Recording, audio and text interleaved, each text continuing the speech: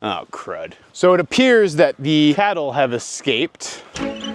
Welcome back to the farm. Good to see you guys, and you might be wondering why I have this clock in my hands, but you'll figure that one out really quickly. Good morning, Ginny Barn Cat.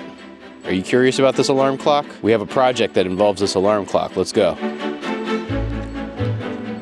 Into the new barn we go. And this alarm clock has nothing to do with this green board. Now, depending on your live streaming habits, you may or may not know what I'm about to do. But for roughly the last 12 hours or so, we've had a live stream going on here from the farm, here inside our hatchery. We're gonna go check on things right now.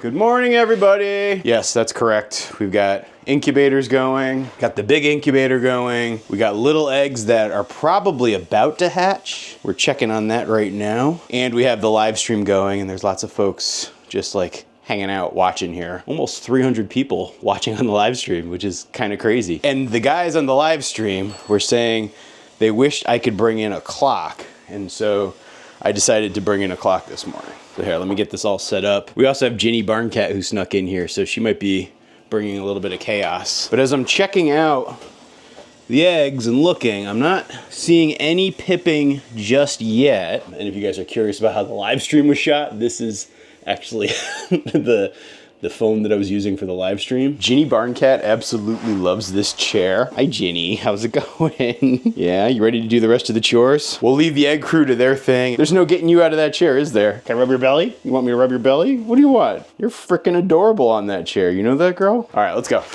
Ginny, come on. Come on, Jin. I guess she doesn't want to leave. Oh, and the other thing I was gonna do is I was gonna play some music to see if that encourages the hatchlings to come out. So we'll play music for a little bit for the guys in the live stream, and let's see how this goes. Got a little MP3 player hooked up to a speaker. Ginny, you're in my way. Get out of my way, girl. We're doing a little bit of mysterious music. There's also some fun little commercials that I've woven in here, as well as some of like the song parodies that I've made over the years. So this is gonna be a fun mix. Let's go, Jin. Come on. We've got more chores to do. And by the way, if you guys ever wonder whatever happened to Kurt Cobain, that is actually his final resting space. Oh, and we got Pablo Barn Cat. What's up there, buddy? It was raining this morning, but it actually kind of looks like it just dried off. So let's go see what we got going on around the farm today. Oh, crud. Not what I wanted to see. I'll show you guys what I'm seeing in a second. Hello, Lady Abington. Oh, look at you sitting by the gate like a good girl. How's it going, sweetheart? What's up, Toby dog? Oh, Toby's trying to alert me to the problem that I saw. I know. Toby, I can tell this is why you're all keyed up. Hey, buddy. So it appears that the cattle have escaped. They're now loose and wandering around the orchard. It's not how I wanted to start my morning. It looks like most of the herd has escaped and is running loose. I'm gonna have to figure out a way to catch them and bring them back inside. But I think I'm gonna do my regular chores first so I don't have all the other animals getting all worked up. That way, when I have to focus on them, I can just focus on them. The main problem I'm dealing with right now is that the grass is starting to grow, like really starting to grow, but it's still a little bit too soft and mushy and a wee bit underdeveloped that I don't want them fully grazing, and so that's why I'm limiting them. But at the same time, it means they don't really like the taste of their hay all that much, and so they're being a little bit challenging to me right now. Come on, Abby dog, we gotta do chores. Well, if it isn't the Bleeding Deacons. How's it going, fellas? How's our Larn? How's our Telemachus? How's our Barnacus? I can tell they all want the hay. Enjoy.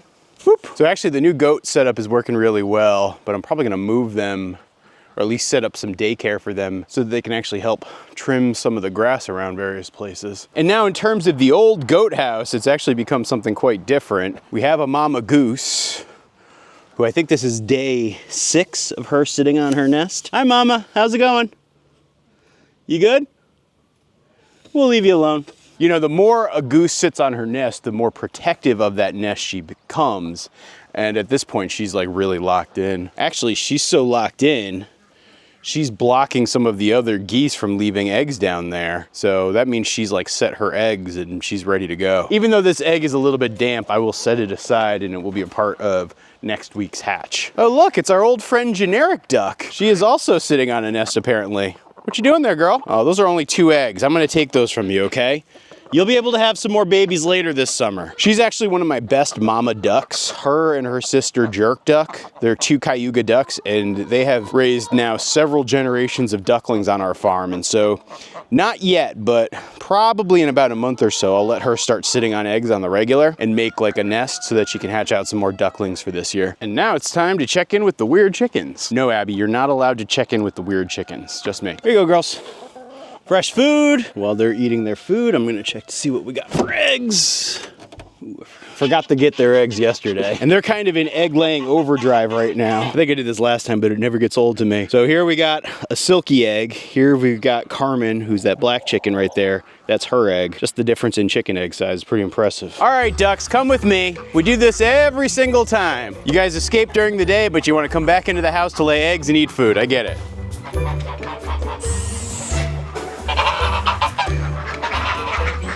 Hi, Abington. How's it going, Toby Dog? Good to see you, buddy. Oh, you're such a good boy.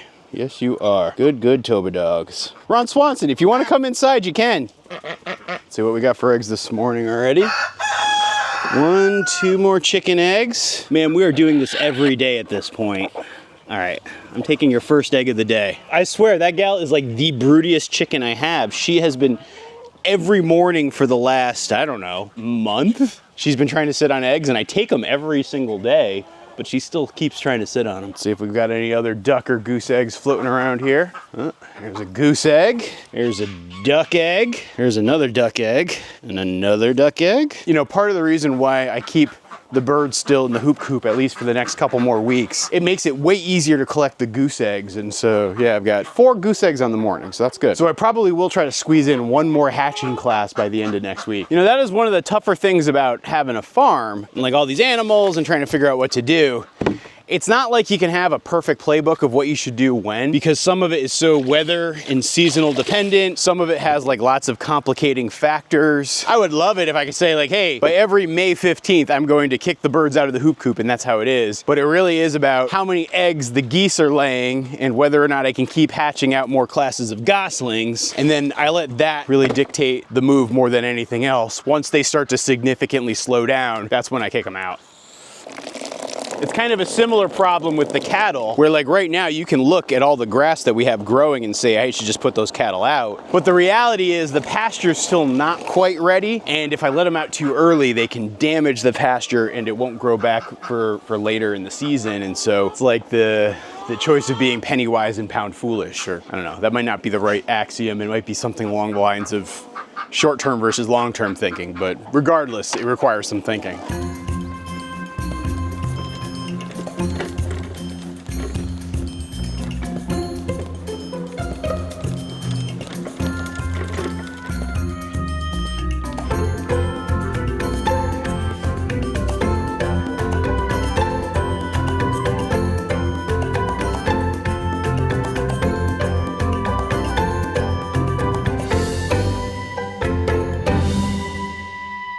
You know, I was just thinking, I was doing so much trash talking of the grass down below. I figured it'd be probably good to come up here and just check on things and see what it all looked like. I don't know, as you can see, it's just a beautiful emerald green up here. But if I'm looking at the grass growth, like it's doing well, it's growing really good. We're getting plenty of warmth and plenty of rain, which are the conditions that we need. But just based on my own basic understanding of pasture management and grazing management, I think I need to still give it at least another week. I think maybe next week at this time, it would probably be just about right, but it still needs a little bit of time. It's just not quite ready just yet. But knowing that, I do know I've got to get my button gear, and I've actually got a little fencing fix up. I think somebody actually broke this on me late last fall. I've got water line repairs that I'm probably gonna have to do, and checking the whole watering system and getting that set up for the summer. And so that stuff's definitely gonna go on my work plan for this week, so that, yeah, I would say that probably by next week, I will be ready to move the cattle up here. I'm not sure if it's gonna be early next week or late next week, but things look like they're bouncing back really nicely up here. This is, honestly, this is the best this pasture has ever looked, and this will be year 3 of them grazing up here. And it's really just amazing to see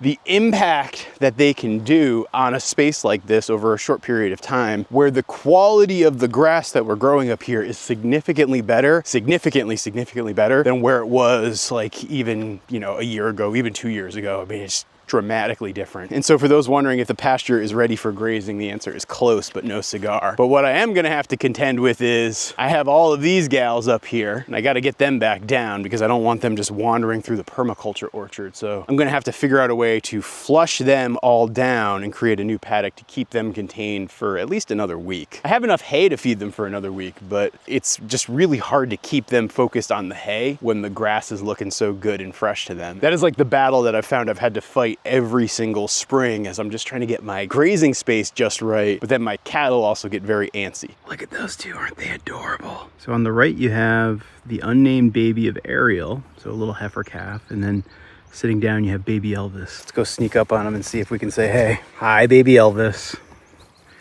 Yeah, he is becoming an exceptionally handsome calf. Next level, like pretty adorable. I mean, both of them are cute, but I don't know. There's something about this crossbreed that makes me say maybe he's worth putting up with the orneriness of the Charolais. All right, Abby dog, I'm gonna need your help for this. You're gonna help me herd, come on. So here's my plan. Step one involves me setting up a new paddock with new grass because there's no way that I'm gonna be able to get those cattle to get off of this fresh grass and go to the old paddock. And so the only way I'm gonna be able to do it is to herd them into a place with fresh grass. Plus baby B, who's been a very good girl and she's staying exactly where she is, she deserves some fresh grass too. So just hang tight, baby B, and let me get this paddock set up first.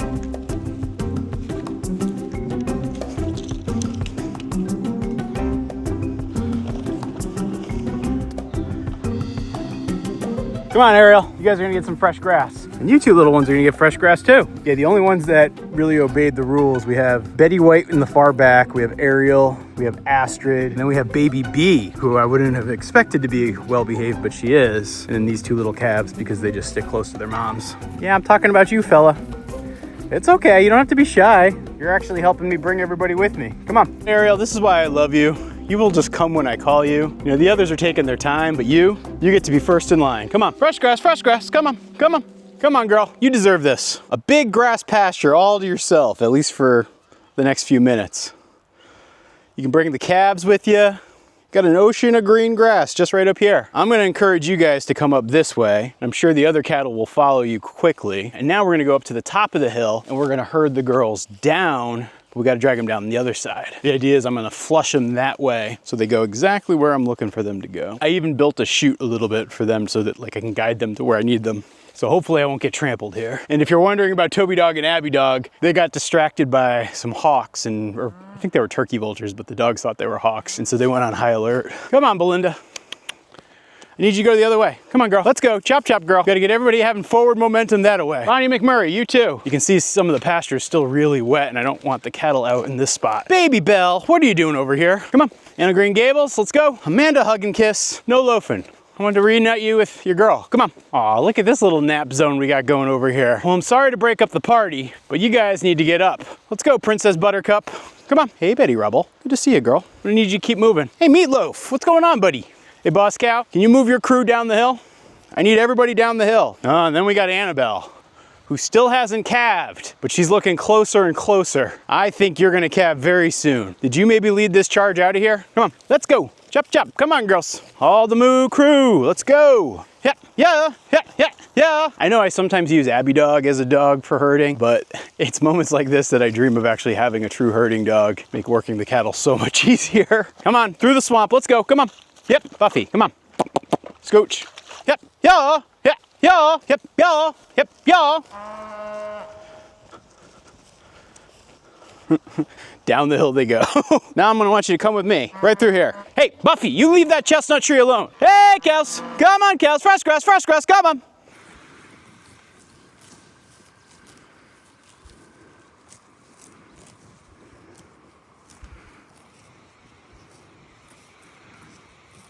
Well, that worked out pretty well. Now got everybody on this fresh new pasture. Well, I should say everybody except for Annabelle. I don't know why you refused to go in. She adamantly refused to go in while I was getting everybody else in. So I don't know. We'll figure this out later. But yes, we've got everybody back into where they're supposed to be. And yeah, there's a lot more work to do on the farm. And so this is where I'm gonna leave you guys for today. But thanks for watching and be sure to watch another video.